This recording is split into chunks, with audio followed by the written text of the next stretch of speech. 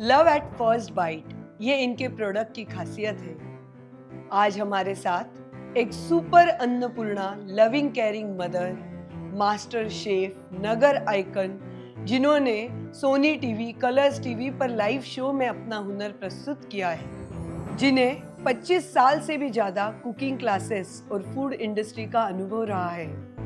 ऐसी जलाराम बिस्किट्स की director and women entrepreneur Deepa Chande aunty, आपका हर कहानी कोहिनूर की जुबानी में स्वागत है।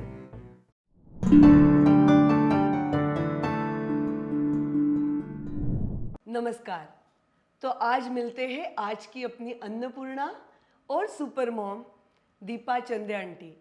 वेलकम टू आवर शो हर कहानी कोहिनूर की जुबानी। Aunty, thank you so much for accepting the invitation. Thank you, आपने मुझे यहाँ पे बुलाया इसलिए।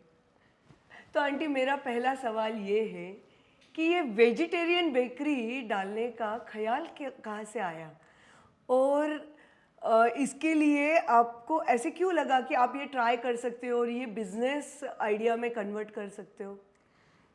इसके पीछे भी एक कहानी है। मेरे जो हस्बैंड दिलीप जो वो थे, उनको हमारा मेन फैमिली बिजनेस जो है वो सोप का है, वॉशिंग सोप बनाने का, जो बार वगैरह आते वैसा वो है मेरे ससुर जी के ज़माने से। मेरे शादी के बाद वो हर बार बोलते थे कि फूड लाइन में कुछ करना है करना है। तो बेकरी बिजनेस स्टार्ट करने से 1-2 साल पहले मेरे जेठानी, हमारी जॉइंट फैमिली थी, तो मेरे जेठानी हमारे घर के बाजू में एक बेकरी थी, वहाँ से ब्रेड लेकर आए थे। और जब उन्होंने ब्रेड खोल के देखा तो अंदर से वो पूरा ख़राब था। तो फिर उन्होंने इनको दिया ब्रेड कि बाबा चेंज करके लाओ करके, अभी लेकर आए। तो वहाँ का जो आदमी था वो बोला ये हमारा ब्रेड नहीं है, आपने आपके घर का पुराना ब्रेड यहाँ लेकर आए और वो बदली करने के लिए आप यहाँ पे आए हो। तो वो ज़माने में पैकिंग वगैरह ऐसा कुछ नहीं था। आज से करीबन मेरी शादी होने के बाद, यानी एक 30-35 साल पहले पैकिंग का ज़माना नहीं था कि जैसे कि थैली में पैक करके आता है, मैन्युफैक्चरिंग डेट है, एक्सपायरी डेट है, ऐसा कुछ नहीं था। कागज़ में रैप करके दे देते थे। तो ये बोले कि देना नहीं हो तो मत बोल, लेकिन ऐसे मत बोल, हम लोग ऐसे नहीं कि पुराना ब्रेड तुझे वापस देंगे और वो लेके जाएंगे। फिर जब वो दुकान से निकले तब इनके दिमाग में चक्कर घूमने लगा कि ये अपने यहाँ शाकाहारी बेकरी है नहीं, ब्रेड पाव तो अपने को लेने ही पड़ते हैं, तो फिर क्यों ना हम लोग बेकरी चालू करें। ऐसे उनके दिमाग में आया। फिर घर में जाके सबको बताया ऐसे कि बेकरी चालू करनी है अपने को, क्योंकि अपना वो बिज़नेस है नहीं, साबू का बिज़नेस चल रहा है। तो लेकिन उनके दिमाग में पकड़ लिया था कि बेकरी, मुझे ये इंसिडेंट हुआ कि बेकरी चालू करनी है। फिर उन्होंने सर्वे किया कि वेज बेकरी किधर भी नहीं है। फिर हम दोनों का सब सर्वे वगैरह चालू था। फिर इन्होंने राहुरी कृषि विद्यापीठ में 1 महीने भर का जो कोर्स था वो वहाँ जाके किया है, 40 की उम्र में। एक्सीलेंट। जो स्टार्टअप बोलते हैं, स्टार्टअप के प्रॉपर एजुकेशन लेकर आगे बढ़ना, तो वहाँ किया। फिर मेरे जो ननंद है उनके बड़े जवाई, उनकी बेकरी है ठक्कर बेकर्स करके, तो उनके वहाँ जाके उन्होंने 8-15 दिन वहाँ काम किया, लाइक वर्कर की तरह, सब आटा गूंदना, मशीनरी साफ करना, ये वो, वहाँ भी ट्रेनिंग लिया। और फिर बाद में नगर में हमने 7 नवंबर 1997 को वेज बेकरी स्टार्ट की। फिर ये बेकरी शुरू करने के बाद में आपके कुकिंग क्लासेस कैसे शुरू हुए? और मैंने सुना है कि आज भी कुकिंग क्लास की आपके बहुत सारे स्टूडेंट आपको आज भी कभी भी फ़ोन कर कर आपसे सलाह लेते हैं। उसमें से बहुत सारे जनों ने अपना अपना खुद का एक बिजनेस शुरू किया है। तो ये अनुभव कैसे रहा है आंटी? कुकिंग क्लास के पीछे भी इंसिडेंट ही है। मेरी जो मम्मी है, जो मराठी में बोलते हैं ना कि वो सुगरण थी, यानी भले पढ़ी लिखी नहीं थी, खाली 4th कक्षा तक ही पढ़ी थी। और मेरा जो मायका है वो वाई का है, सातारा के, वहाँ पनगिनी के पहले जो वाई गाँव आता है वहाँ का। तो मेरी मम्मी भले पढ़ी नहीं थी, लेकिन उन्होंने हम बहनों को ग्रेजुएट किया। और मध्यम वर्गीय थी हमारी फैमिली, खा पी के सुखी थे, वैसे थे। तो फिर उसको खाना बनाना इन्हें बहुत सब अच्छा आता था, तो वो शायद वारसागत मुझे मिला होगा, ऐसा भी हो सकता है। और फिर बाद में शादी होके मैं नगर आई। कॉलेज में जब पढ़ती थी SY में, तभी सगाई हुई। लेकिन मैंने मम्मी को बोल के रखा था कि जब तक मैं ग्रेजुएट नहीं होंगी मैं शादी नहीं करूंगी। वो जमाने में 40 साल पहले ग्रेजुएट होना गुजराती मारवाड़ी समाज के लिए थोड़ा ये था। तो ग्रेजुएट होके आई, फिर बाद मैंने 1.25 साल मेरी सगाई रही, लेकिन शादी मैंने ग्रेजुएट होने के बाद ही की। और यहाँ शादी होके आई तो सब खाने के शौकीन, और गुजराती मारवाड़ी तो वैसे भी खाने के शौकीन रहते हैं। और मेरे हस्बैंड है, उनको तो खाने का बहुत ही शौक था, यानी डेली अलग अलग डिशेस चाहिए। तो फिर मेरा डिशेस सीखना चालू हो गया, अलग अलग घर में बनाने का। रोज के जो रसोई है, फिर गुजराती है, मारवाड़ी है, राजस्थानी, ऐसे पंजाबी वगैरह से बनाओ। वो टाइम पे क्लासेस वगैरह मैंने कुछ भी किया नहीं था, लेकिन मेरे जेठानी थे, वो मुझे सिखाते थे, मम्मी ने मुझे सिखाया था। और फिर नगर में कुकिंग कंपटीशन होती थी, नगर महोत्सव होता था, सकाल की कंपटीशन रहती थी, निर्लेप की वगैरह ऐसा, तो उसमें मैं पार्ट लेती थी।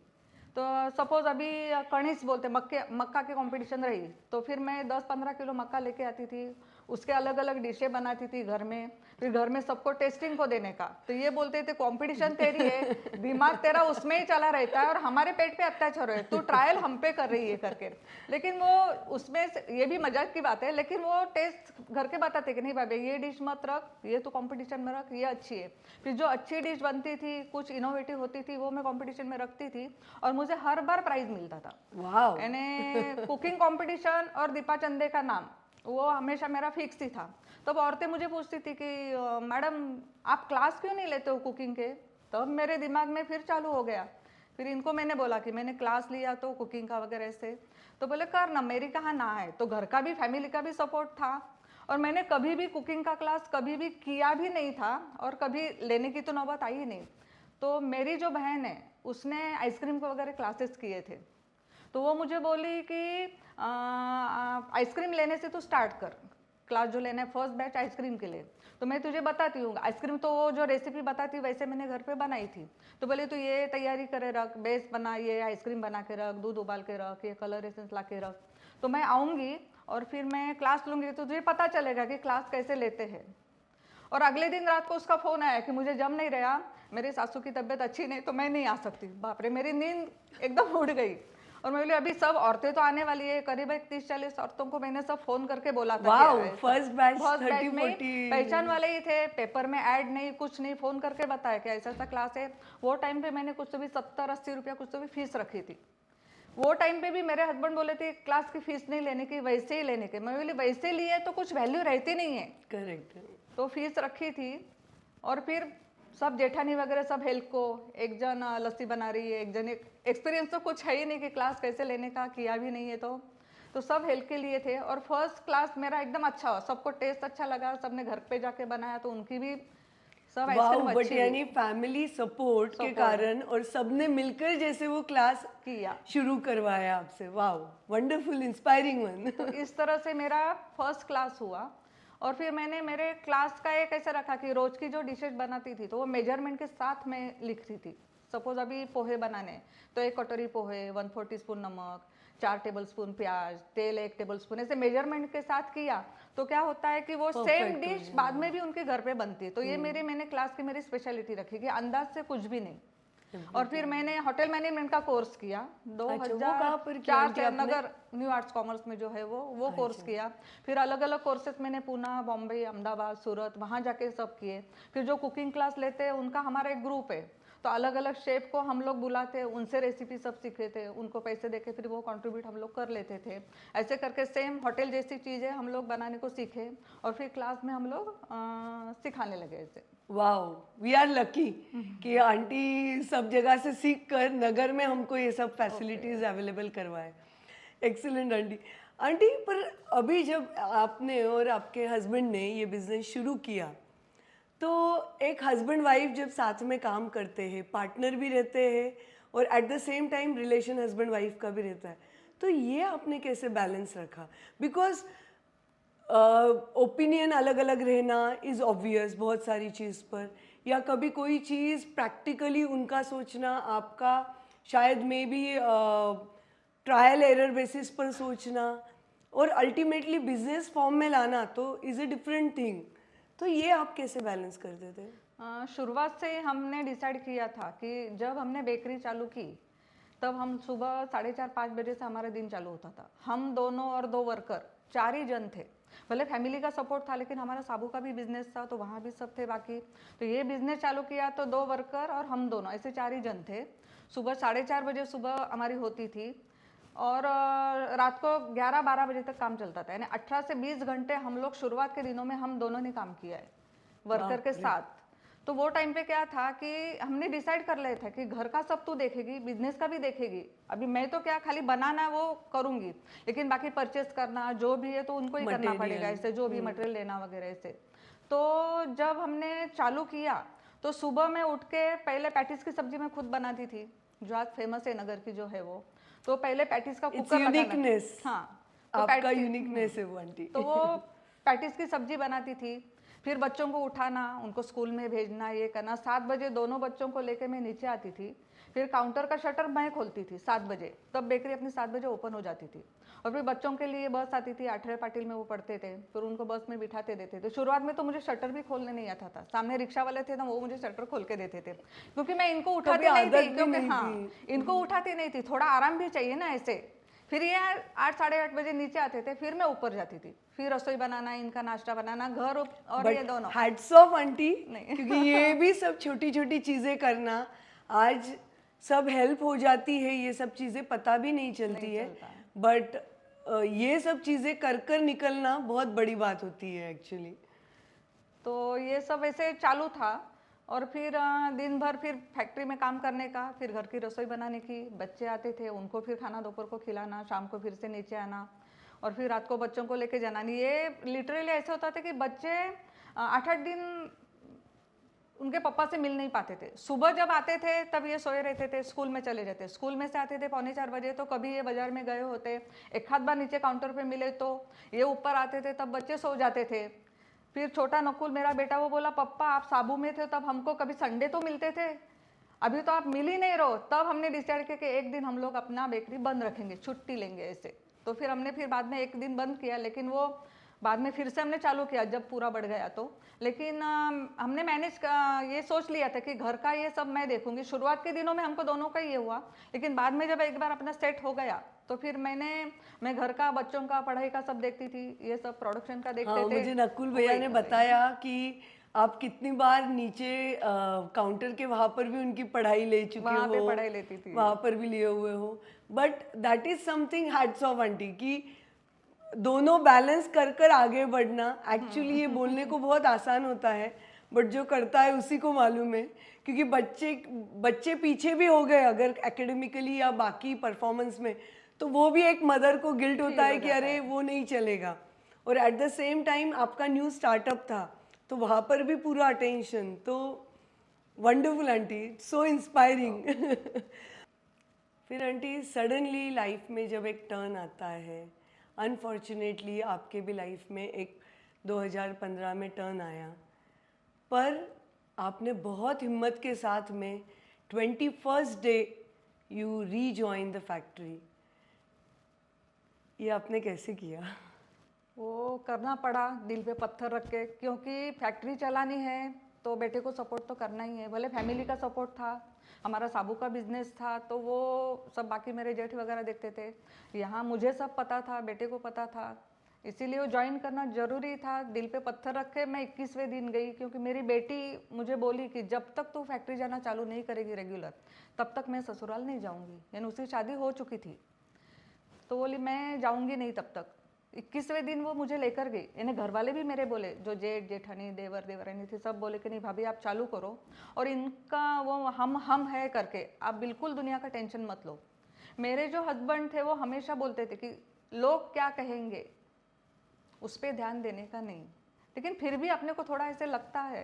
लेकिन बेटी ने बोला, वो मुझे फैक्ट्री पे लेके गई खुद। वहाँ पहले मैं 1 घंटा रुकी, रोने लगी, वर्कर सब इकट्ठा हो गए, भाभी आप चिंता मत करो हम लोग हैं साथ में। फिर दूसरे दिन 2-3 घंटे गई, ऐसे करते करते पूरा दिन 8 दिन में उसने मेरा शेड्यूल बिठाया, और फिर मैंने वो फैक्ट्री शुरू किया। एक अच्छी बात है कि मेरे लिए भी वो दुख भूलने में थोड़ी मदद मिल गई, उस रूटीन में मैं आ गई फिर ऐसे। But hats off aunty, really hats off, because ये दिखने में जितना आसान है उतना 100% करने में नहीं है।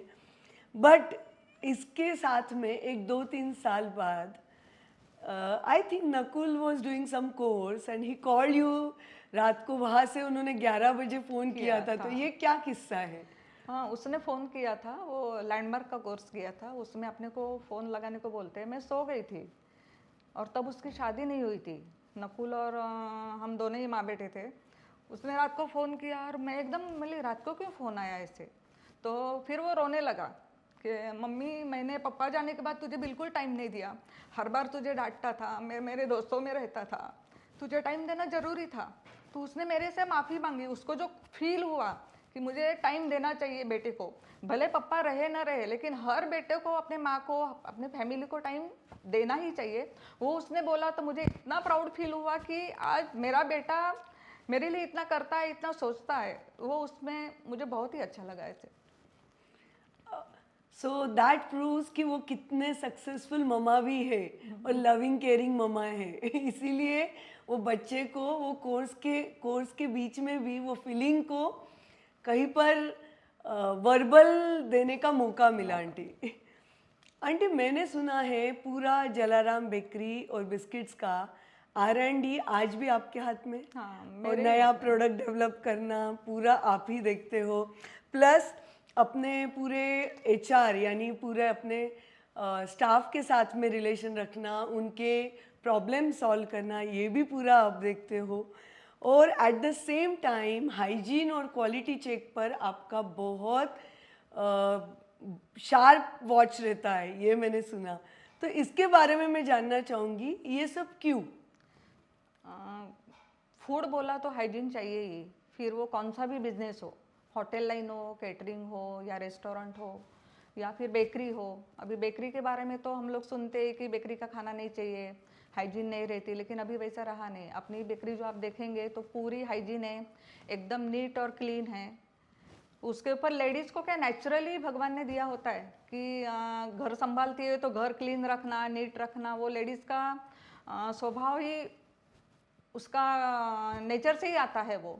तो वैसे मुझे भी पहले क्लीनिनेस की तो पहले से ही आदत है, मेरे मम्मी को भी बहुत ही था, भले घर छोटा था लेकिन वो क्लीन रखने का। तो बेकरी में पूरा हाइजीन में देखती थी। जब हमारी फैक्ट्री स्टार्ट हुई तब हमारा 250 स्क्वायर फीट का काउंटर था और 350 स्क्वायर फीट का किचन। अंदर का किचन था। वहाँ ओवन वगैरह कुछ नहीं थे, लाकड़ी भट्टी थी, वुडन की जो बोलते हैं ना, जो पहले के ज़माने में बनाते थे, कांच ये करके आग जला के फिर उसमें पतरे छोड़ने के फिर बाहर खींचने के वो। अच्छा, तो वो वैसे प्रॉपर एकदम। वो उससे हमारा स्टार्ट हुआ। फिर बाद में हमने छोटा ओवन लिया, फिर बड़ा लिया ऐसे।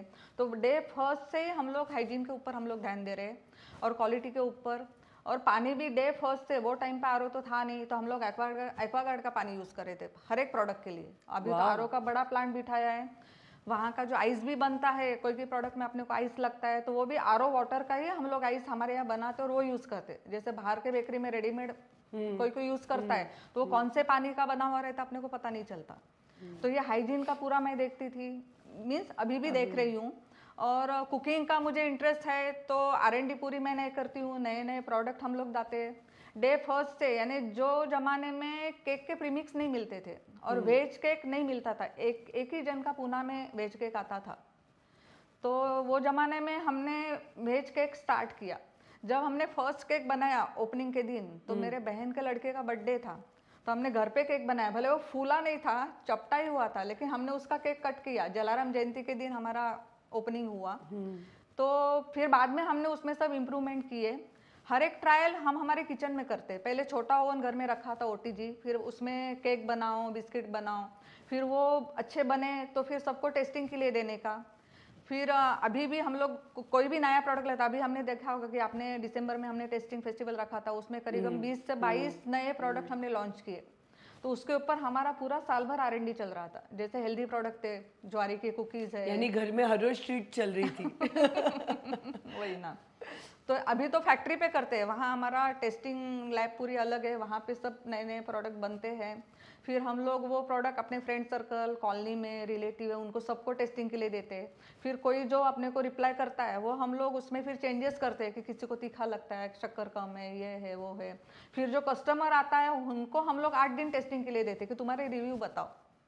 ऐसा करके फिर वो बाद अच्छा, में हम लोग प्रॉपर फीडबैक एंड हाँ, प्रॉपर सर्वे सर्वे पूरा करके मेथड के बाद में फिर वो लॉन्च किया लॉन्च जाता होता है। है। और फिर वाह। वो भी प्रोडक्ट हम लोग रख के देखते हैं 2 महीने के बाद कैसे होता है, 2.5 महीने के बाद कैसे होता है, फिर उसकी शेल्फ लाइफ कितनी है वो अपने को समझ में आती है, फिर हम लोग वो लॉन्च करते हैं।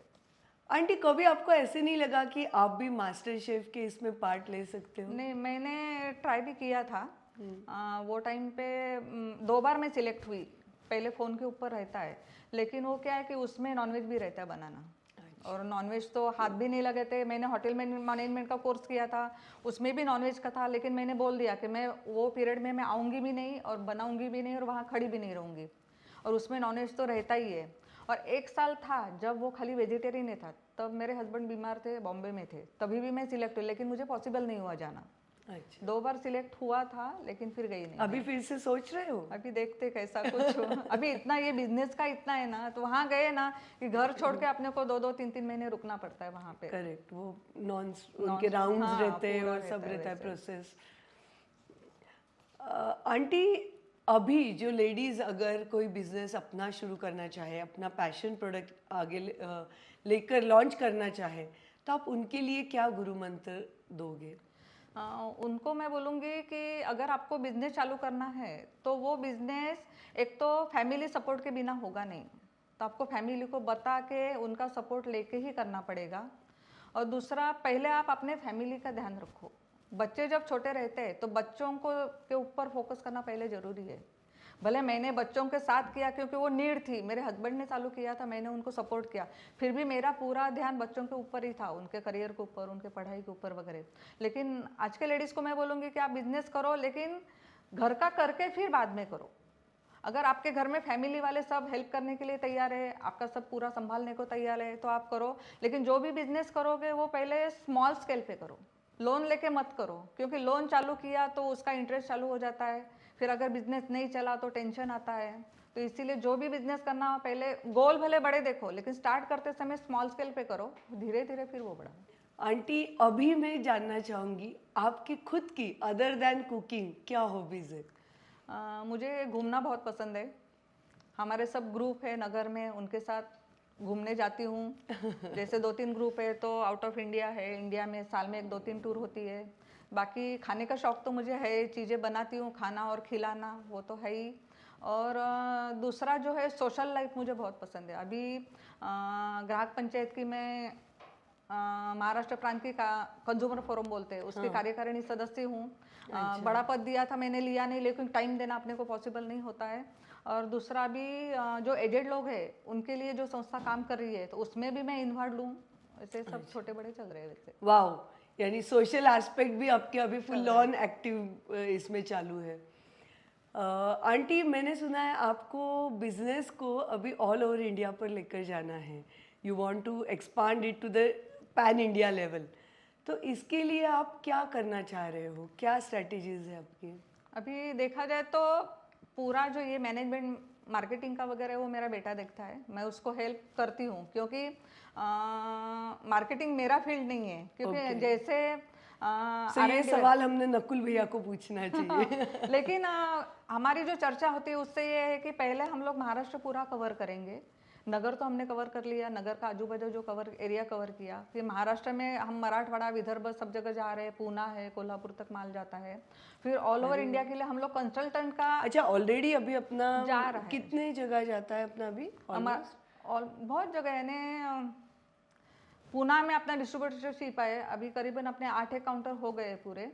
और मराठवाड़ा, विदर्भ, औरंगाबाद वो साइड पूरा चालू है। और नगर डिस्ट्रिक्ट तो पूरा है ही अपना, और लोनावला, कोल्हापुर वो साइड इतना जा रहा है अपना ऐसे। तो आगे पूरा महाराष्ट्र पहले एक्सपांड करेंगे और फिर बाद में ऑल ओवर इंडिया। तो 3 साल का टारगेट रखा है। वी फील सो प्राउड कि कहीं पर जाए और वहाँ पर अपने अहिल्या नगर का जलाराम का प्रोडक्ट देखे तो कभी भी अच्छा ही लगता है आंटी, कि अपने यहाँ का प्रोडक्ट आज इतने डिस्टेंस पर जाकर भी मिल रहा है। तो कि मेरे यहाँ कुकिंग करके बहुत सारी महिलाएं अपने खुद के पैरों पे खड़ी हो गई। जैसे बचत गट की है तो वो मसाले बनाती है, दिवाली फराड़ है, कोई सब्जी रोटी बना के बेचता है, किसी ने चाट का दुकान डाला है, कॉफ़ी शॉप खोला है, लेडीज जेंट्स सब आके करके जाते हैं। और दूसरा मुझे ये बताना है कि मैंने ऑयल फ्री क्लास चालू किया। मेरे हस्बैंड बीमार गिरे थे, तो उनको कोलेस्ट्रॉल बढ़ गया था और बीपी हाई हो गया था, तो आईसीयू में थे। और गुजराती मारवाड़ी बोले तो आपको मैंने बताया कि खाने के पूरे शौकीन रहते हैं, तो तेल तो बहुत ही लगता है। लेकिन अभी बीमार हुए तो डॉक्टर ने बोला तेल नहीं चाहिए, सादा खाने का, ये करने का वगैरह, और दवा वगैरह सब चालू थी। तो मैंने पूरा ऑयल फ्री उनको हर एक डिश बना के खिलाई। जैसे पाव भाजी है, बड़ा सांभर है, रगड़ा पैटीज है, पानी पूरी है, जो भी ऐसे। तो जो दवा से 6-6 महीना कम नहीं होता कोलेस्ट्रॉल, वो मैंने 1.5 महीने में सब खिला के कम किया। तो पूरा ऑयल फ्री रेसिपी, शीरा भी मैंने आंटी बगैर ये घी का बनाया। रेसिपीज पक्का शेयर करनी पड़ेगी। तो बगैर घी का शीरा भी बनाया, क्योंकि खाने को मीठा तो चाहिए वगैरह ऐसा। फिर मैंने उसका क्लास बनाया, तो वो क्लास को तो इतना अच्छा रिस्पॉन्स मिला मुझे कि टिफिन बनाने वाले जो है, अभी तो फेमस है, नाम नहीं लेती, वो खुद आके मेरे यहाँ ऑयल फ्री का क्लास करके गए। ऑयल फ्री खाना बट कम ऑयल तेल में, फ्री और इतना अच्छा टेस्ट भी टेस्ट मेंटेन आता रहकर। है। मैं तो बगैर एक ही बूंद कुछ भी तेल नहीं यूज करती। अच्छा होता तो आप जितना तेल यूज कर रहे हो उससे कम तेल डालो ना। तो जो भी बीमारियां होती है वो ज्यादा ऑयली खाने से, ज्यादा फैटी खाने से ही होती है। तो इसीलिए इसी तरह से मेरा फिर ऑयल फ्री खाना चालू हुआ। और एक आपको बताना चाहूँगी कि एक मेरी स्टूडेंट है, वो मेरा कोर्स करके गई होगी, फुल कोर्स 1 महीने का पहले करके गई होगी। तो उसने मुझे फ़ोन किया करीबन 1 साल बाद, मैडम, मैं बोली मैं तेरी शादी में कहाँ आई? तो बोले नहीं, वो मुझे देखने के लिए जो आए थे ना, तो आपने जो पूरा कोर्स लिया था उसमें मैं ना स्टार्टर से वेलकम ड्रिंक से डेजर्ट तक सब सिखाती हूँ यानी। अच्छा। तो पूरे महीने का उसने कोर्स किया था। तो बोले वो मारवाड़ी, तो पूरा उसने बनाया, वेलकम ड्रिंक, फिर स्टार्टर बनाया, फिर खाना भी उसने पूरा बनाया, पंजाबी बनाए, ये डेजर्ट बनाया, मुखवास भी बनाया। तो वो लोग इतना खुश हो गए कि ये सब इस लड़की ने बनाया क्या। और वो उनके घर पे 2 शेफ है खाना बनाने के लिए, लेकिन ये अच्छा बनाती है, इसीलिए उसको खाने की वजह से पसंद किया, इसीलिए उसने मुझे फोन किया कि मैडम आपका तो क्लास के तो आंटी इतना बड़ा घर आंटी यानी इसमें समाज के इसमें भी सबसे बड़ा कंट्रीब्यूशन आंटी हो रहा है, जो है ना वो कहावत की कोई भी इंसान का दिल जीतना है तो वो पेट की ओर से ही जाता है रास्ता। वही। तो शायद वही हुआ है आंटी, वही। उसका तो शादी का Same। रास्ता, जिंदगी का रास्ता आपके खाने के कारण हुआ है। और एक दूसरा बताना चाहूंगी कि मैंने कोविड के पहले एक बैच ली थी छोटे बच्चों की, ऑयल फ्री फायरलेस कुकिंग करके।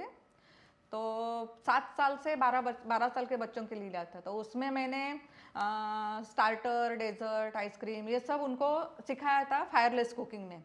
तो बच्चे बैच करके वो बच्चे गए, फर्स्ट डे था, और मैंने उनको बोला था कि एक एक डिश आपने घर पे बनाने का।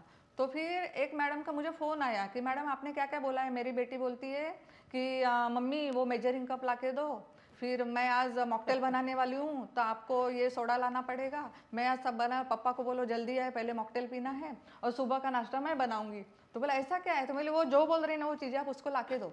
उसने सब बनाया, पापा आए तो मोहितो बनाया, फिर वो मिल्क शेक बनाया, फिर सुबह दड़पे पोहे बनाए, क्योंकि ऑयल फ्री बना था ना, तो वो सब उसको बताया। तो बोले सब उन्होंने बनाया, और बच्चे दूसरे दिन एक एक डिश बना के लेकर आए। तो इतने सब खुश हुए ना कि खुद के हाथों से उन्होंने सब बनाया और सबको खिलाया। वैसे आंटी 8 मार्च पास ही आ रहा है, तो आज की ये सब महिलाओं को आप क्या मैसेज देना चाहोगे? महिलाओं को तो वैसे सब मैसेज देते हैं कि सक्षम बनो, खुद के पैरों पे खड़ा हो जाओ। वैसे देखा जाए तो हर एक महिला सक्षम है, घर का जो संभालती है वो भी कम काम नहीं है।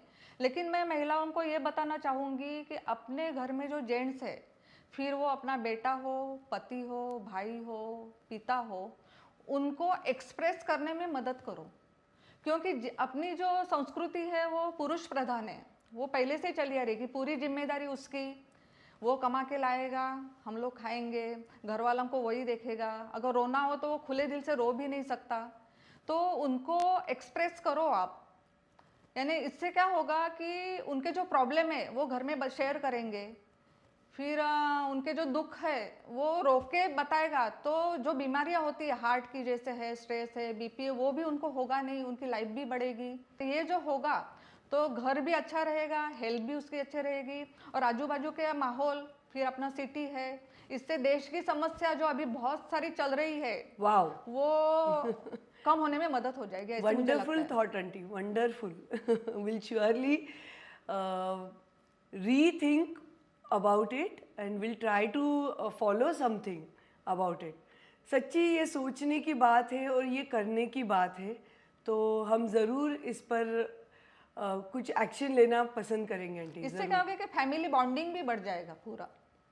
Thank you so much aunty, इतना आपसे सीखने को मिला है, और श्योरली हम लोग भी हमारे ड्रीम्स फैमिली लाइफ बैलेंस कर कर ही पूरे करेंगे। Thank you so much. जल्द ही मिलते हैं एक नई कहानी नए गेस्ट के साथ में, हर कहानी कोहिनूर की जुबानी के नए एपिसोड में। Thank you so much.